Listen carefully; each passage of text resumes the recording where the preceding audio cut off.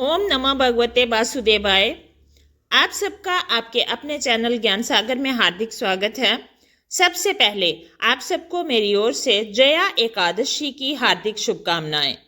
एकादशी तिथि बेहद पुण्यमयी तिथि मानी जाती है और ये तिथि भगवान विष्णु को बेहद प्रिय है।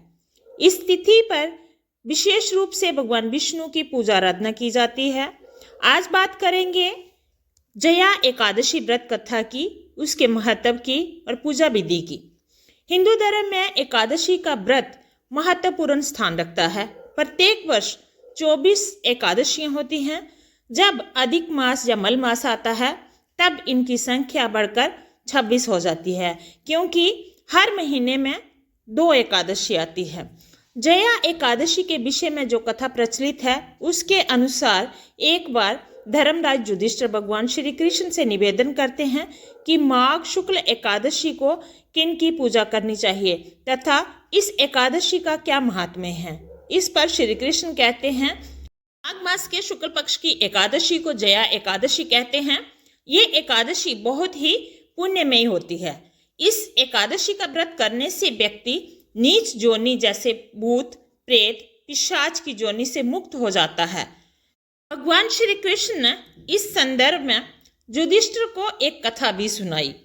आगे बात करेंगे जया एकादशी व्रत कथा की। नंदन वन में उत्सव चल रहा था। इस उत्सव में सभी देवता, सिद्ध संत तथा दिव्य पुरुष वर्तमान थे। उस समय गंधर्व गायन कर रहे थे और गंधर्व कन्याएं नृत्य प्रस्तुत कर रही थी। सभा में माल्यवान नामक एक गंधर्व और पुष्पवती नामक एक गंधर्व कन्या का नृत्य चल रहा था।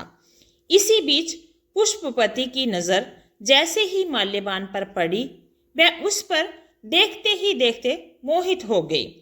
पुष्पवती सभा की मर्यादा को भूलकर ऐसा नृत्य करने लगी कि माल्यवान उसकी ओर आकर्षित हो गया। दोनों ही एक दूसरे को निहारने लगे। माल्यवान गंधर्व कन्या की भंगिमा को देखकर सुध बुध खो बैठा और गायन की मर्यादा से भटक गया, जिससे सुर ताल उसका साथ छोड़ गए। दोनों ही एक दूसरे की ओर आकर्षित होने लगे। इंद्र को पुष्पवती और माल्यवान के अमर्यादित कृत्य पर क्रोध आ गया और उन्होंने माल्यवान और पुष्पवती को श्राप दे दिया कि आप स्वर्ग से वंचित हो जाएं और पृथ्वी पर निवास करें। मृत्यु लोक में अति नीच पिशाच जोनी आप दोनों को प्राप्त हो। इस तरह के श्राप से तत्काल दोनों पिशाच बन गए और हिमालय पर्वत पर एक वृक्ष पर दोनों का निवास बन गया, जहां पिशाच जोनी में इन्हें अत्यंत कष्ट भोगना पड़ रहा था।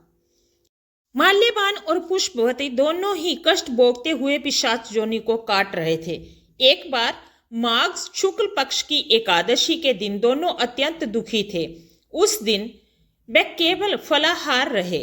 रात्रि के समय दोनों को बहुत ठंड लग रही थी, अतः दोनों ही रात भर बैठकर जागते रहे। ठंड के कारण दोनों की मृत्यु हो गई और अनजाने में जया एकादशी का व्रत हो जाने से दोनों को पिशाच जोनी से मुक्ति मिल गई। एकादशी के व्रत के प्रभाव से उनकी पिशाच जोनी कट गई। अब माल्यवान और पुष्पवती पहले से भी सुंदर हो गए और उन्हें स्वर्गलोक में उन्हें अपना स्थान मिला। देवराज ने जब दोनों को देखा तो वह चकित रह गए और पिशाच जोनी से मुक्ति कैसे मिली उनसे ये पूछने लगे। देवराज इंद्र के पूछने पर माल्यवान ने उनसे कहा कि ये भगवान विष्णु की जया एकादशी का प्रभाव है। हम इस एकादशी के प्रभाव से पिशाच जोनी से मुक्त हो गए हैं। जाने में ही सही, लेकिन हमसे एकादशी का व्रत रखा गया था और उसी व्रत के प्रभाव से हमारी पिशाच जोनी जो है कट गई है। इंद्रदेव इससे अति प्रसन्न हुए और कहा कि आप जगदीश्वर के भक्त हैं, इसलिए आप अब मेरे लिए भी आदरणीय हैं। आप स्वर्ग में आनंद पूर्वक विहार करें। कथा सुनाकर भगवान श्री कृष्ण ने बताया कि जया एकादशी के दिन जगतपति जगदीश्वर भगवान विष्णु ही सर्वदा पूजनीय हैं। जो श्रद्धालु भक्त इस एकादशी का व्रत रखते हैं उन्हें दशमी तिथि से ही एक समय आहार करना चाहिए। इस बात का ध्यान रखें कि आहार जो है वो सात्विक हो।